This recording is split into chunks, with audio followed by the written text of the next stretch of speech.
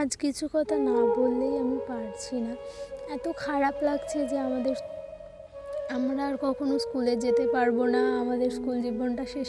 এতদিন ভাবতাম যে কতই না আনন্দ হবে স্কুল জীবন শেষ হয়ে গেলে, কলেজে উঠবো, কবে বড় হব, কবে স্কুলের গণ্ডিটা পেরোবো। কিন্তু এখন যে স্কুলের সময়টা চলে এসেছে না, আমরা বেরিয়ে যাব বা বেরিয়ে গেছি, তো সেই সময়টা না নেওয়ার মতন নয়।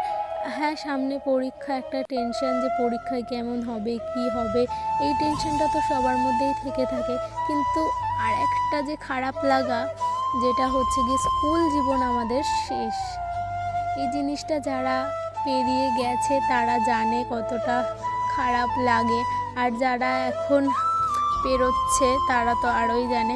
সবার ক্ষেত্রে এরকম হয় যে সবাই প্রায় 2 বছর পায়, এই 11-12, আর আমরা না 1.5 বছর মতন পাচ্ছি। আমাদের সব কিছু এগিয়ে দিয়েছে, আর তার মধ্যে সেমিস্টার করে দিয়েছে। আরও একটা সমস্যা, আমরা স্কুলটাকে এনজয় করতে পারিনি।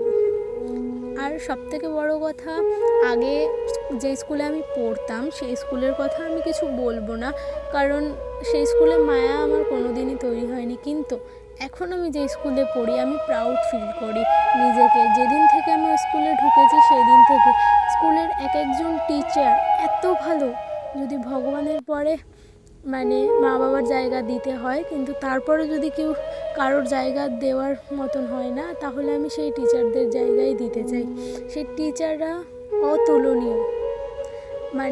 আমাদের মতন স্টুডেন্টদেরকে কোন জায়গায় ভালো হবে, কিভাবে ভালো হবে, কখন কি করলে ভালো হবে, সব কিছুতে এগিয়ে নিয়ে যাওয়া, এগিয়ে দেওয়া ছোটদেরকে, সেই সব কিছু টিচারদের মধ্যে আছে। টিচারদের ভালোবাসা, মায়া, মমতা, সব টিচারদের মধ্যে হয়তো থাকে না, কিন্তু আমাদের স্কুলের এক একজন টিচারের মধ্যে এই গুণটা আমি দেখেছি। আমি তো আর সব স্কুল বা সব কলেজ কখনোই ঘুরে দেখিনি, তো জানি না কোন টিচার কীরম হয়।